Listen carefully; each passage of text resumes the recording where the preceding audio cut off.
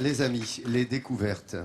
La découverte de la forêt de Haguenau. Je vous en parlais hier, cette grande forêt qui est la 6e de France, la première d'Alsace, plus de 20 000 hectares. Et aujourd'hui, c'est ma camarade qui va nous parler d'un sculpteur sur bois, comme on vous l'a montré tout à l'heure, assez exceptionnel. Ah oui, Adrien, il est passionné par le travail du bois. Et surtout, sa particularité, c'est de sculpter avec une tronçonneuse. Uniquement une tronçonneuse, et vous allez voir, il travaille très vite et ça donne vraiment des sculptures qui sont très expressives. Juste à côté de moi, par exemple, ce qu'il aime avant tout, lui, c'est recréer des scènes de vie, qu'il y a un dialogue entre ces personnages. Par exemple, cette villageoise, là, qui est un peu dans une posture d'attente, on a l'impression qu'elle est sur le bord de la route, qu'elle attend, je sais pas, moi, une voiture, un bus ou le Père Noël, enfin, vous imaginez ce que vous voulez, peu importe. Et à côté, vous avez ce petit enfant qui essaie de capter son attention et vous pouvez vraiment l'échanger comme vous le souhaitez. Il raconte toujours un dialogue. Donc moi, j'avais envie de vous faire découvrir l'univers d'Adrien. Il travaille dans la forêt, à côté de la forêt d'Haguenau, là où il crée ses œuvres. Regardez. Paisible, lumineuse, la forêt d'Haguenau est un havre de paix pour les animaux et les hommes. Cette forêt, qui s'étale sur 30 km de large, est la plus vaste d'Alsace. C'est ici que tous les matins, Adrien Menot, sculpteur sur bois, vient se ressourcer. Dans la fraîcheur matinale, il n'y a que le son de ses pas qui retentit. Amoureux de cet environnement, il vient pour observer les arbres, les branches, les feuilles mortes. Pour ce rêveur, la nature est la plus belle des inspirations. Je venais dans la forêt toujours pour regarder les belles choses. Mais un peu comme un enfant, il regarde les nuages. On va chercher des têtes, on va chercher des choses comme ça. Et moi, dans le bois, je vois toujours aussi... Je voyais déjà enfant des personnages. Pour moi, c'est comme des personnes. Il y a le côté vertical et de voir deux arbres ensemble qui s'embrassent comme ça, qui ne sont même pas de la même espèce, ça, c'est quand même... c'est rare, quoi. Je me dis toujours, mais ce qu'on trouve dans la nature, c'est quand même beaucoup plus fort que ce que je suis capable de faire. Voilà. Et donc, c'est une source d'inspiration. Ça élève le niveau.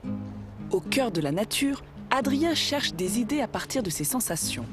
Le bois qu'il voit dans cette forêt d'Haguenau, il va ensuite aller le chercher dans cette scierie. Ici, des centaines de grumes de bois de tout diamètre sont entreposées. Il a installé son atelier au cœur de la scierie, au plus près du bois. Ici sont entreposées quelques-unes de ses œuvres taillées à la tronçonneuse. Petits personnages ou sculptures monumentales, ces réalisations sont le fruit d'un savoir-faire unique qu'Adrien perfectionne depuis plus de 15 ans. La première étape de cet art, c'est évidemment le dessin. Je vais essayer d'en faire un encore avec le vent, parce que j'ai bien aimé ça, qui tient son chapeau. En quelques coups de crayon, la sculpture est imaginée. Quand mon dessin est clair, c'est clair dans ma tête. Alors je peux faire le volume. Parce que je travaille à la tronçonneuse et je peux quand même pas me reprendre. On enlève de la matière, je peux pas la rajouter. Si je dois, comme avec un crayon de papier, on fait des fois reprendre. Si je dois faire ça à la tronçonneuse, je m'épuise. C'est pour ça que j'aime bien dessiner avant. De toute façon, faire le projet dessin, c'est déjà faire la sculpture. La partie la plus créative, elle est là-dedans. Après, c'est de l'exécution. Une fois le bois sélectionné, Adrien le fixe solidement et reproduit son dessin à la craie. Seul face à son bloc de bois brut, il fait parler la lame de sa tronçonneuse.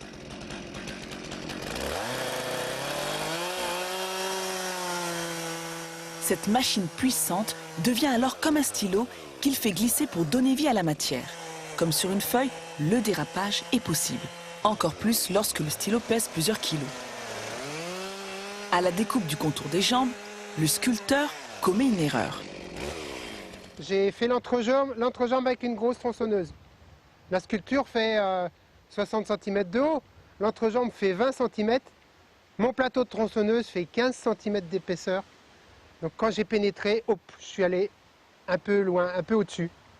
Voilà, c'est défaut d'adresse. Mais cette petite maladresse est loin de le décourager, bien au contraire. C'est super parce qu'on part un peu dans l'impro. Bon, ça peut être casse-cou aussi, hein, mais ça peut être super riche. Le sculpteur est maître de sa matière et réadapte sans arrêt sa création. 30 minutes de travail et quelques copeaux de bois plus tard, notre sculpteur obtient le personnage face au vent qu'il avait dessiné le matin même. L'aspect donné par la tronçonneuse est rugueux, c'est la marque de fabrique de l'artiste. Ce personnage vient rejoindre la longue lignée de sculptures réalisées par cet Alsacien de cœur. Et son savoir-faire s'exporte. Nous sommes en Allemagne, à 15 km de la France. Dans le parc de Candel, 4 sculptures ont été fabriquées en 2009 sur le thème de la frontière. Aujourd'hui, ces sculptures sont toujours vivantes. Et la nature, à l'image de ces champignons, a repris ses droits. Un travail remarquable où la poésie est perceptible. Voilà, la frontière. Ce que j'ai cherché à transmettre, c'est de l'émotionnel.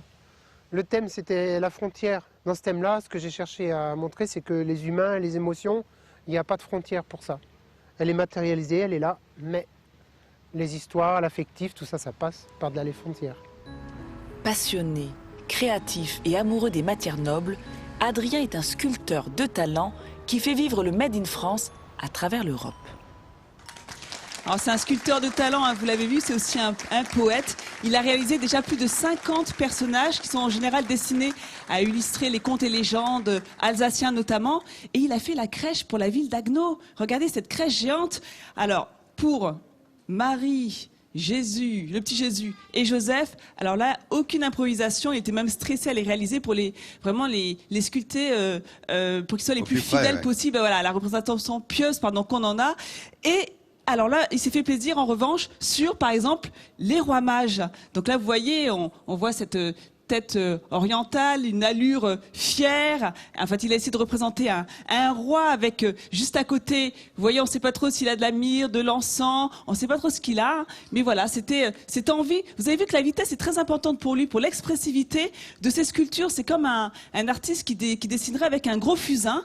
Et donc il y a toujours cette allure fière pour ces rois. Et j'adore ce chameau. Regarde Laurent, lui aussi c'est vraiment un chameau royal, un chameau qui est fier là également. Et donc il travaille du pin sylvestre essentiellement. Donc voilà. Et donc j'avais envie de lui faire un petit coucou parce qu'il est avec nous, Adrien. Quel il est talent, juste là. On peut l'applaudir, encore un grand ce bravo. sculpteur. Et vous pouvez admirer donc cette crèche ici qui est dans la ville d'Haguenau. Voilà les amis.